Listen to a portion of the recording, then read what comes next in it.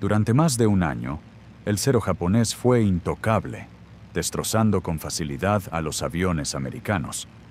Pero en una mañana húmeda de 1943, un nuevo sonido cortó el cielo. Un grito como el de una banshee. Los pilotos japoneses levantaron la vista, y el mito de la invencibilidad se rompió en minutos. ¿Qué arma llevó al terror repentino a los haces más letales del imperio? La primera luz del amanecer se arrastraba sobre las junglas de Guadalcanal. 12 de febrero de 1943. Henderson Field yacía en silencio, la pista de coral aún brillante con el rocío. Pero en su línea de vuelo esperaban 24 siluetas azul oscuro. No eran Wildcats, no eran Warhawks, eran algo nuevo, algo extraño. Las alas dobladas se curvaban hacia abajo como las garras de un ave de presa. Sus largos morros se extendían hacia adelante, ocultando los ojos de los pilotos dentro. Para algunos, aquellas máquinas parecían monstruos, ingobernables, impredecibles, demasiado peligrosas incluso para despegar desde la cubierta de un portaaviones. Para otros, parecían la salvación. El mayor William Gies revisó su reloj.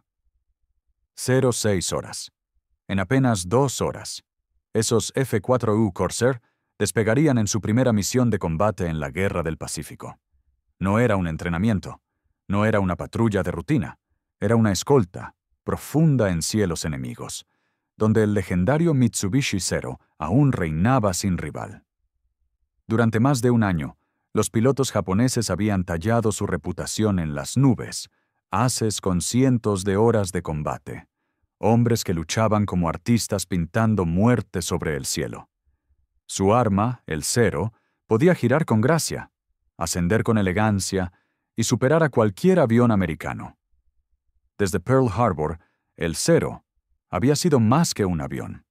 Era un mito, un fantasma intocable. Pero los mitos pueden morir. Y en aquella mañana húmeda, el arma que destrozaría la ilusión de invencibilidad de Japón reposaba silenciosa en la pista, sus alas arqueadas como un depredador listo para atacar. Pronto, el mundo le daría un nombre: la muerte silbante. Sin embargo, antes de ganarse ese título, antes de que el Zero cayera del cielo que alguna vez dominó, debemos regresar al principio de la historia. Para comprender por qué nació este extraño y peligroso pájaro de acero, antes de que el Corsair tocara los cielos del Pacífico, el Zero reinaba supremo. Desde el ataque sorpresa en Pearl Harbor en diciembre de 1941, hasta las victorias aplastantes en Singapur, las Indias Orientales y Filipinas, el Mitsubishi A6M0 parecía invencible. Podía ascender más rápido, girar más cerrado y volar más lejos que cualquier rival aliado. En manos de aviadores de élite como Saburo Sakai e Hiroyoshi Nishizawa, se convirtió en algo más que un avión. Era un símbolo del dominio japonés en el aire, una espada afilada con años de entrenamiento implacable. Detrás de ese dominio había una doctrina. La Armada Imperial japonesa creía en el Kantai-Kessen, la batalla decisiva de flotas. Para ellos, el control del mar y el destino de las naciones se decidiría en un choque gigantesco de acorazados y portaaviones. Pero la doctrina por sí sola no podía garantizar la victoria. Para proteger a su flota, Japón volcó todos sus recursos en su brazo aéreo naval. En 1941, Rabaul, la fortaleza del Pacífico Sur, estaba repleta de cazas. 700 aviones, pilotados por veteranos curtidos en China. Hombres que habían medido sus habilidades contra haces soviéticos y habían derrotado a rivales a lo largo de Asia. Cada uno entrenado para sentir su Zero no como una máquina, sino como una extensión de su propio cuerpo. Y durante un tiempo, la doctrina funcionó. Desde Pearl Harbor hasta el Mar del Coral, Desde Wake hasta el mar de Java, los aliados tambalearon. Cada enfrentamiento parecía confirmar el mito. Los pilotos estadounidenses, volando Wildcats y Búfalos obsoletos, apenas lograban sobrevivir. Pero incluso los mitos tienen grietas, aunque ocultas. El diseño ligero del Zero, su gran fortaleza, era también su condena. Sin placa blindada tras la cabina. Sin tanques de combustible autosellantes. Un solo impacto podía convertirlo en antorcha, y el fuego rara vez perdonaba. Los estadounidenses aprendieron rápido. En Midway, junio de 1942, 4 portaaviones japoneses fueron hundidos. No por cazas superiores, sino por bombarderos en picado protegidos por Wildcats que se sacrificaron. La lección fue brutalmente clara. Quien controlara el aire, controlaría la guerra. Quien lo perdería todo. Después de Midway, las Islas Salomón se convirtieron en el crisol. Guadalcanal se disputaba palmo a palmo. En su pista de coral en Henderson Field, la Cactus Air Force combatía diariamente contra incursiones de Rabaul. Los pilotos, en P-40 y Wildcats rechonchos, aguantaban, pero pagando un precio terrible. La Marina de los Estados Unidos sabía que necesitaba algo más. Un arma capaz no solo de igualar al Zero, sino de superarlo. Un caza que pudiera lanzarse en picado más rápido, disparar más fuerte y soportar impactos sin desintegrarse. En casa, ingenieros de Vought trabajaban en un monstruo así, el F-4U Corsair.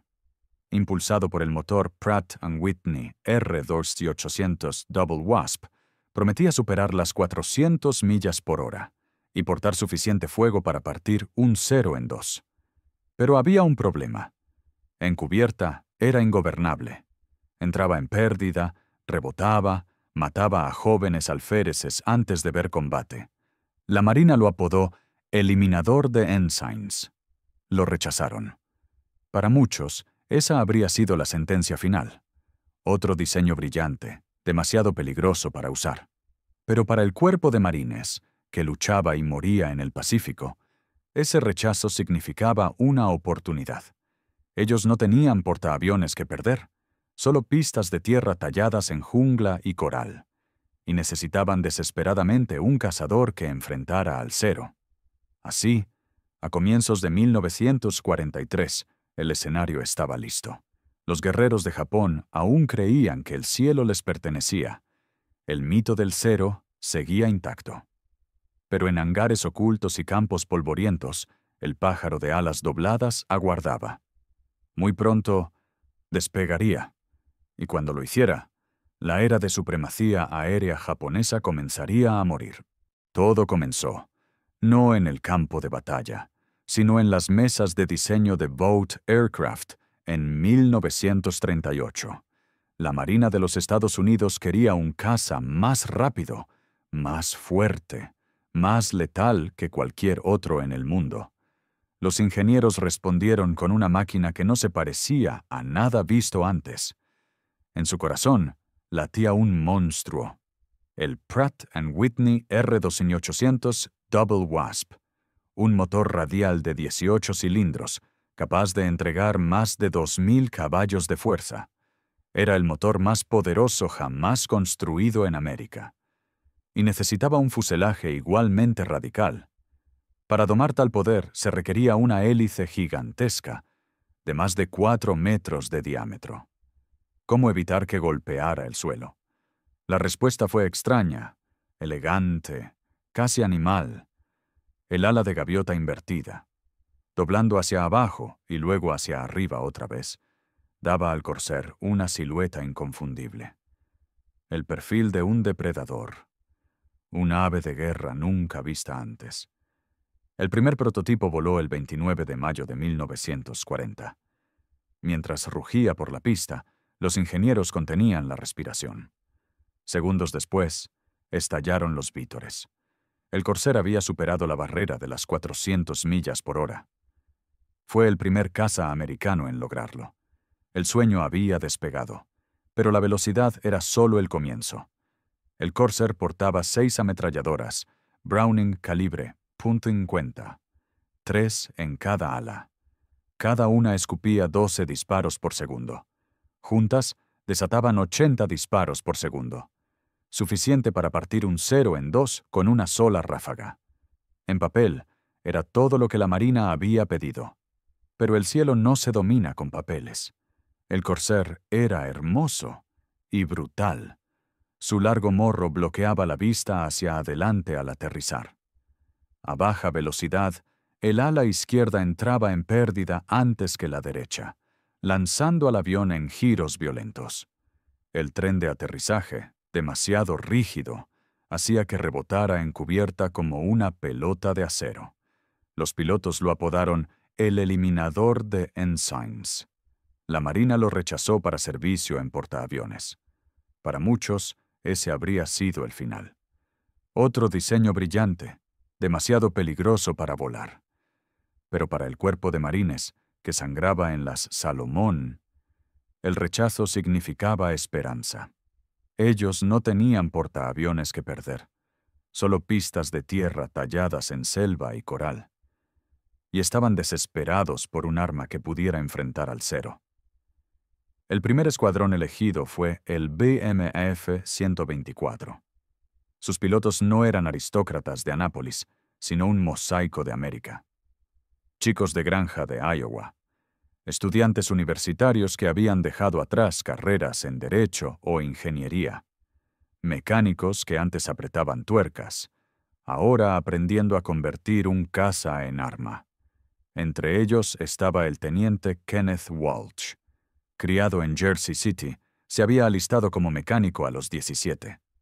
Conocía el olor del aceite, el sonido de un motor al límite, la delgada línea entre potencia y fracaso. Para él, el Corsair no era una máquina a temer. Era una bestia a domar. 7 toneladas de violencia controlada. Si lograbas someterla, tenías en tus manos la guadaña de la muerte. El entrenamiento fue implacable. El Corsair exigía respeto. Un solo error, un giro demasiado brusco, una aproximación demasiado lenta, y mataba sin piedad. En el primer mes se perdieron 7 aviones en accidentes, pero los sobrevivientes aprendieron rápido. Y cuando lo hicieron, descubrieron algo extraordinario. El Corsair trepaba como un cohete. Se lanzaba en picado a velocidades que destrozaban a los cero. Resistía impactos que desintegraban a otros cazas más ligeros. Cada vuelo era un duelo entre hombre y máquina. Pero cada victoria significaba un piloto más listo para la guerra que se avecinaba. A principios de 1943, el escenario estaba preparado.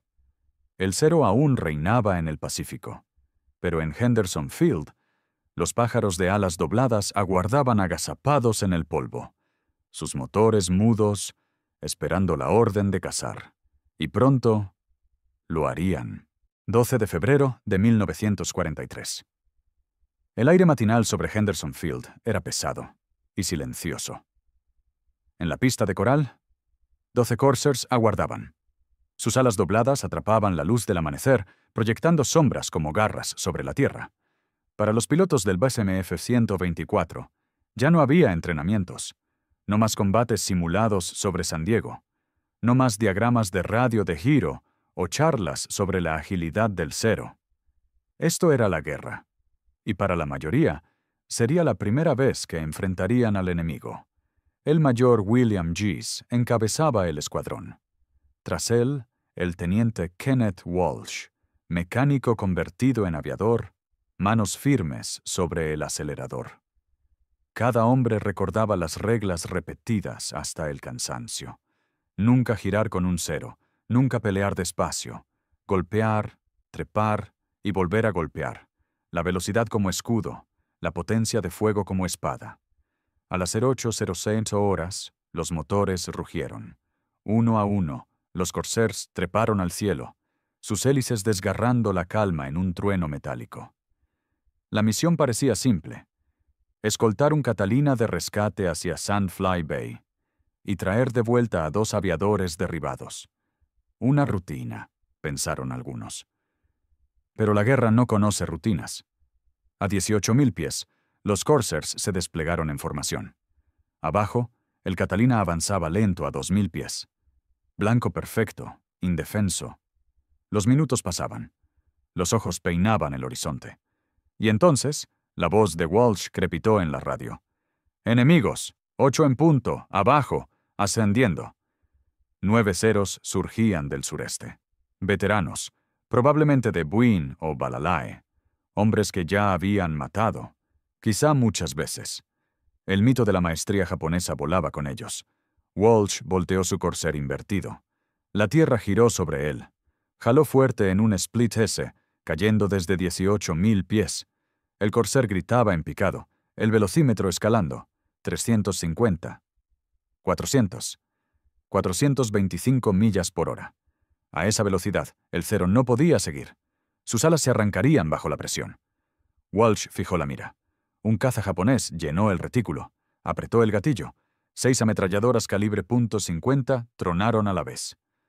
Una tormenta de proyectiles incendiarios atravesó el frágil fuselaje enemigo. No hubo bola de fuego. No hubo explosión. El avión simplemente se deshizo, desintegrándose en el aire como si lo aplastara un martillo invisible. El piloto nunca escapó. Un ataque, una baja. Walsh tiró hacia arriba, la fuerza G hundiéndolo en el asiento. Arriba, más Corsairs imitaban su maniobra. Cortaron la formación japonesa como halcones, picando, disparando, trepando antes de que el enemigo reaccionara. Los ceros intentaron arrastrarlos a combates girados, pero los Corsairs no cayeron en la trampa. Lucharon verticalmente, no en círculos. En 4 minutos, los cazadores se convirtieron en presas. 3 aviones japoneses cayeron envueltos en llamas. Ni un solo Corsair fue alcanzado, ni uno solo perdido.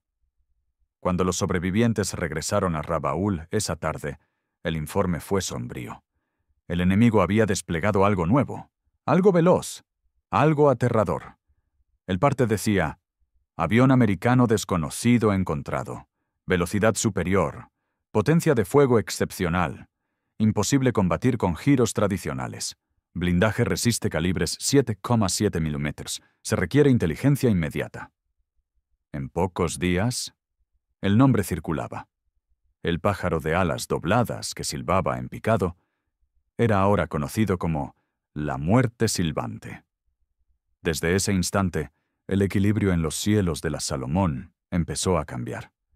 Bombarderos japoneses que antes necesitaban 12 escoltas, ahora pedían 30. Y aún así, muchos no regresaban.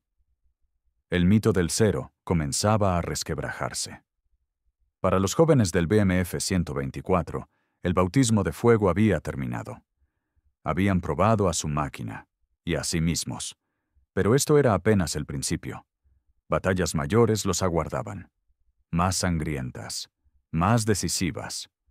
Por ahora, Henderson Field vibraba con nueva confianza.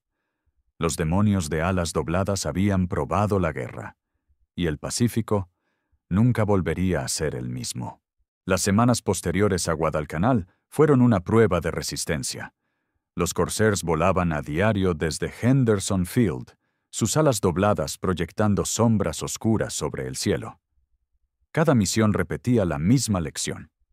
El cero aún podía trepar, aún podía girar, pero los días en que dominaba los cielos estaban llegando a su fin. Para marzo de 1943, las Salomón se habían convertido en un campo de matanza. Cada amanecer, las sirenas desgarraban el aire en Henderson Field. Cada anochecer, estelas de humo flotaban en el horizonte. Fantasmas de combates a 20.000 pies.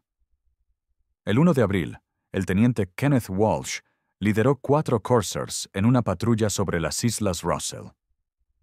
30 ceros se alzaron para enfrentarlos. En otro año, esa desventaja significaba muerte segura. Pero no esta vez. Walsh mantuvo su escuadrón alto. Esperaron. Los ceros subían, forzando sus motores, colgando de las hélices. Ese era el instante. Los Corsairs se lanzaron en picado. uno a uno, descendieron como halcones. Las ametralladoras tronaron. Ráfagas de fuego iluminaron el cielo. Y antes de que los japoneses reaccionaran, los americanos ya trepaban de nuevo, intactos. En 7 minutos, Walsh derribó 3 cazas enemigos. Su punto derribó 2 más. Al disiparse el humo, 11 ceros caían al mar.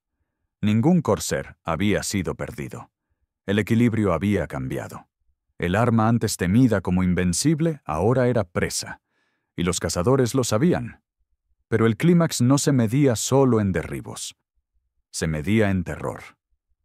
Los pilotos japoneses, hombres que alguna vez volaban con certeza de invencibilidad, empezaron a temer un sonido. El silbido del aire pasando por las alas del corsair en picado. Un grito de banshee, un presagio de muerte inminente. Lo llamaron la muerte silbante.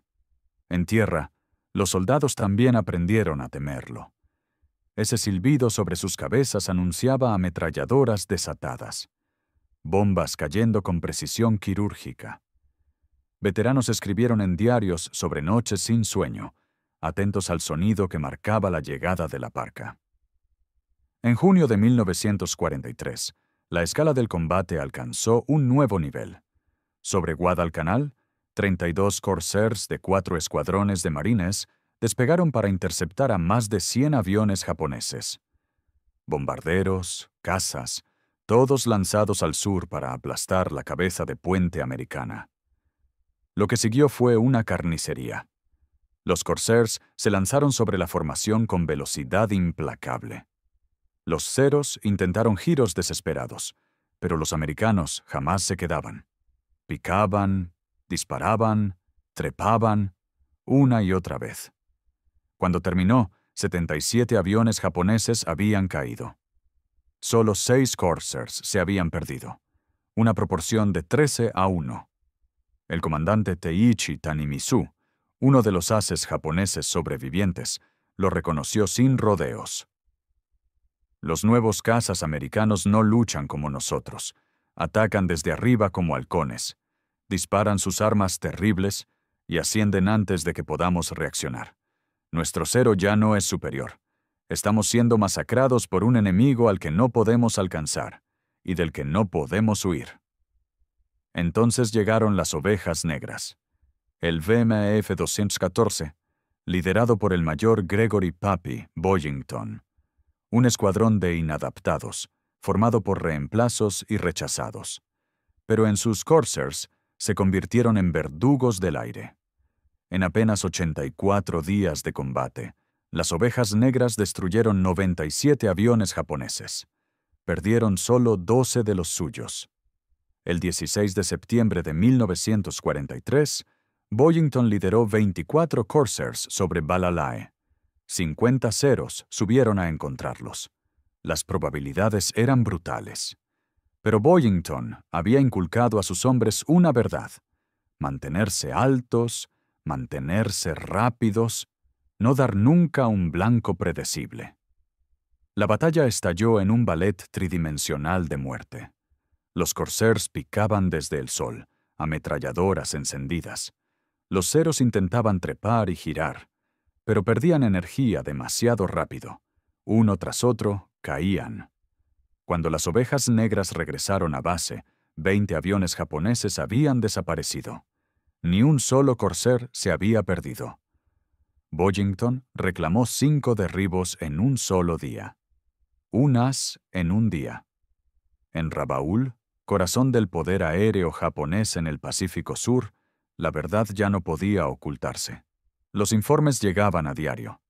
Pilotos muertos, formaciones aniquiladas. Los comandantes retiraban a sus veteranos más experimentados, enviándolos de vuelta a Japón para entrenar a novatos. Pero los reemplazos llegaban con apenas 60 horas de vuelo. Chicos, enviados contra ases montados en la máquina más mortal del Pacífico. El resultado era predecible y trágico. Los diarios japoneses comenzaron a hablar de desesperanza. El teniente Sada Mukomachi, uno de los pocos ases sobrevivientes, escribió con amargura: Hoy vi a 12 de nuestros cazas enfrentarse a 8 Corsairs americanos. En minutos, 9 ardían en llamas. No intenté ayudar. ¿Qué podía hacer un cero más? La guerra en el aire está perdida. Ya estamos muertos. Nuestros cuerpos simplemente no lo saben aún.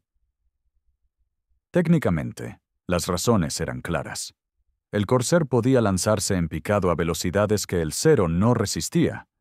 Su blindaje detenía proyectiles de 20 milletrum. Sus tanques autosellantes rehusaban arder, y sus 6 Browning despedazaban al enemigo en segundos. Pero la verdad más profunda era psicológica. Por primera vez desde Pearl Harbor, los pilotos americanos entraban al combate con confianza, y los japoneses con miedo. El mito del cero había muerto, y con él, el alma de la aviación naval japonesa sangraba. En los cielos del verano de 1943 y 1944, el clímax de la historia del Corsair se escribió. No con tinta, no con informes, sino con fuego y humo, con restos cayendo al mar, con el silbido mismo de la muerte. Para los americanos, el mensaje era claro. El equilibrio del Pacífico había cambiado. Para los japoneses, la realidad era aún más oscura. La superioridad aérea, el cimiento de su imperio, había desaparecido. El clímax había llegado, y fue decisivo. Cuando los ecos de los disparos se desvanecieron, cuando las estelas se disolvieron en el cielo del Pacífico. Las consecuencias fueron innegables. El Corsair no solo había ganado combates, había reescrito las reglas de la guerra aérea. A finales de 1943, Rabaul, la fortaleza del Pacífico Sur, ya no era una base de lanzamiento. Era una prisión. 5 aeródromos estaban craterizados, sus pistas reducidas a escombros por bombas. El puerto de Simpson, antes repleto de orgullosos cruceros japoneses, se había convertido en un cementerio de cascos retorcidos. Los 100.000 soldados allí destacados quedaron atrapados, aislados, abandonados a pudrirse mientras la guerra se movía más al norte. Y el Corsair había sido la hoja que cortó esas líneas de suministro. Para la armada japonesa, el costo era insoportable. La élite de sus aviadores, hombres entrenados durante años, maestros de sus ceros como samuráis de acero, había desaparecido. 2.000 aviadores navales perecieron solo en la campaña de la Salomón. Cada pérdida era más que una estadística. Cada uno era instructor, líder, memoria viviente de experiencia, irreemplazables. En su lugar, llegaron muchachos, apurados en entrenamientos de apenas 60 horas de vuelo. Algunos jamás habían disparado sus armas en prácticas reales. Eran enviados al combate contra escuadrones americanos curtidos, contra Corsairs que no perdonaban errores. El resultado fue una masacre. Los pilotos estadounidenses, antes inseguros, ahora eran cazadores confiados.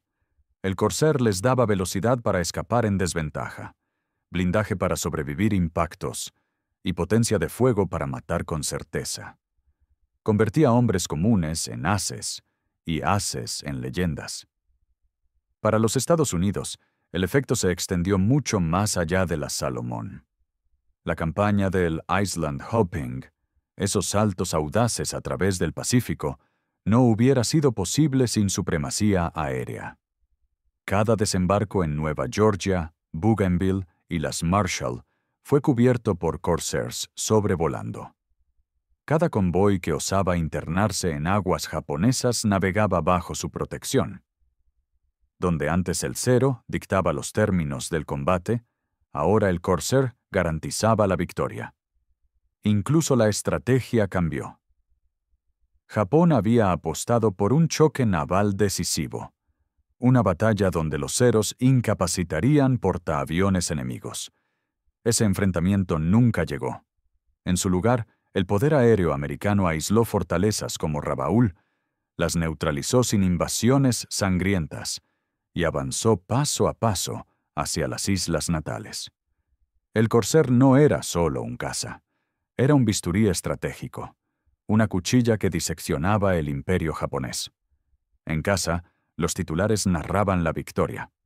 Fotografías de pilotos del Corsair sonriendo junto a sus máquinas de alas dobladas aparecían en periódicos de Nueva York a Los Ángeles. Historias de ases como Kenneth Walsh, Robert Hanson y Pappy Boyington alimentaban la moral. América había encontrado a sus héroes del aire y a su arma de venganza. En Tokio, la reacción era más sombría. Los informes desde el frente eran lúgubres. Comandantes pedían nuevas tácticas, nuevos aviones, cualquier cosa que detuviera la marea. Pero la industria no podía seguir el ritmo. Las fábricas carecían de recursos, los pilotos carecían de tiempo, y el Corsair no dejaba de llegar. A comienzos de 1944, las consecuencias estaban grabadas en números. En un solo año de combate, los Corsairs destruyeron más de 600 aviones japoneses y perdieron menos de 80. 11-1. No combate. Ejecución. La secuela no era solo estratégica, era psicológica. Por primera vez en la guerra, los pilotos japoneses entraban a la batalla esperando perder. Algunos fingían enfermedades para evitar volar contra Corsairs. Otros despegaban resignados, sabiendo que no regresarían. El mito de la invencibilidad japonesa, el espíritu que los llevó de Pearl Harbor a Singapur, había muerto. Para los americanos, el Corsair simbolizaba la marea cambiante. Para los japoneses, marcaba el principio del fin. Las secuelas del Corsair no se medían solo en ruinas, sino en algo más profundo. La muerte de la creencia, la certeza de que la era del cero había terminado, y de que los cielos del Pacífico ahora pertenecían a un nuevo depredador. Cuando la guerra terminó, el ave de alas dobladas no se desvaneció en silencio. El Corsair llevó su leyenda mucho más allá de las Salomón. En la campaña de Filipinas de 1944, los escuadrones de Marines despegaron por fin desde portaaviones. El eliminador de Ensigns, alguna vez desterrado de las cubiertas, regresaba ahora como guardián de la flota. Sobre el Golfo de Leyte, escoltó convoyes, bombardeó bastiones japoneses y derribó kamikazes antes de que alcanzaran su blanco. En Okinawa, los Corsairs se convirtieron en cazadores de la desesperación, interceptando aviones suicidas con eficacia implacable. Para los marineros que miraban desde las cubiertas, su silbido en el cielo ya no era terror, sino salvación. Tras 1945, la sombra del Corsair se alargó hacia nuevas guerras. En Corea, voló el 80% de las misiones de apoyo aéreo de la Marina y los marines. La variante F-4U-5, con motor reforzado y más carga, portaba hasta 2 toneladas de bombas. Ya no luchaba como duelista en el cielo, sino como martillo implacable, destruyendo tanques, puentes y columnas con precisión brutal. Incluso produjo a un as nocturno, el último de la Marina, demostrando que aún tenía colmillos. La Marina francesa voló Corsairs en Indochina. Naciones latinoamericanas los mantuvieron durante décadas. En 1969, durante la breve pero feroz Guerra del Fútbol entre Honduras y El Salvador, Corsairs se enfrentaron entre sí en los últimos combates aéreos de hélice de la historia. 3 décadas después de su nacimiento, el depredador aún cazaba. Pero el legado no se mide solo en combates. Se mide en memoria, en significado. Los supervivientes japoneses lo nombraron con respeto y temor. La muerte silbante. El diablo de alas dobladas. Los veteranos americanos lo recordaron como la máquina que los llevó de la duda a la supremacía. Para los ingenieros fue símbolo de innovación, prueba de que el diseño radical y la potencia bruta podían cambiar el curso de la historia. Incluso el emperador Hirohito, en sus reflexiones de posguerra, reconoció 3 fuerzas que condenaron a Japón: la industria americana, la bomba atómica y El Corsair. Cuando los cielos dejaron de disputarse, escribió, nuestras islas se volvieron indefendibles. El Corsair fue la espada que cortó la línea vital del imperio. Quizás Saburo Sakai, as japonés superviviente, lo dijo mejor. El Zero era un florete, ligero, ágil, mortal en manos hábiles. El Corsair era un mandoble, pesado, poderoso, arrasando con todo. Los americanos tenían 10 mandobles por cada florete nuestro, y no necesitaban ser samuráis para blandirlos. La historia del Corsair es más que metal, remaches y ametralladoras. Es la historia de una marea cambiante, de tecnología venciendo tradición, de mitos rotos y de imperios deshechos. En la mañana de la rendición de Japón, los Corsairs sobrevolaron la bahía de Tokio. Sus sombras se proyectaban sobre el agua, donde alguna vez el sol naciente reinó sin desafío. Era un mensaje silencioso. La era del Zero había terminado. La era del poder aéreo americano había comenzado.